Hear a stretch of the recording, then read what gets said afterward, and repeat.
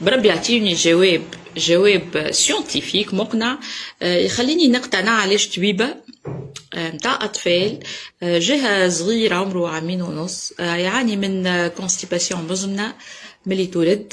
عملوا لينيا على الاخر باينه معناتها كانت تشرب فيه في الحليب الحكوك والبكوات وكان يعاني في معاناه زرقاء من الكونستيباسيون دونك عنده مشكله مع الحليب.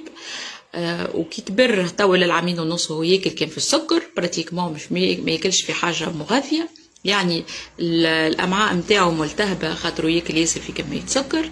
تجي طبيبه تقولها نورمال عطيه البرودوي هذايا. بربي باش نقرا لكم ساحه داخله في ثقافه القراءه ديما اقراو لي زانغريديون راكم باش تلقاو مصايب. تعلموا اقراو به المكونات. حليب طازج منزوع الدسم جزئيا مقوي معناتها جاو الحليب نحاو المنافع اللي فيه والدهون اللي فيه وخليوه هكاكا يعني قشره. زادوه سكر اوكي مستحضر غلال كي يقولوا مستحضر معناتها نقولوا مواد مسرطنه كيوي ومانجا واناناس. عطور مماثله للطبيعه نتاع غلال الجنه والمانجا. عطور مسرطنه مواد مسرطنه.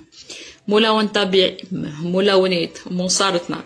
ال E160 ال E202 الحافظه هذيك يعني اللي تشد البرودوي تحنط الى ديجا انا من ظهرلي من كلمه سكر انا نقف ما فهمت تقف الحياه. اي شنو البرودوي شنو البيان في شنو المنفعه انا باش نعطي ولدي ياكل الارتيكل هذا انا شنو باش يستفاد.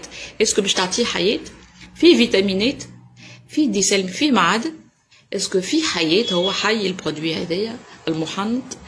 اسكو فيه دي فيبر الياف شنو لي زاسيد اميني فيه شنو لي زي انتي اوكسيدان اللي فيه شنو فوسفور فوسفات زنك فيتامين A B C D شنو اللي فيه هذا انا باش ندخلو الجسم ولدي عمره عامين ونص. اعطيوني يعني اسباب علميه تخليني نقتنع اللي طبيبه صحيحه اللي طبيبه نصيحتها في بلاصتها بليز. سلام.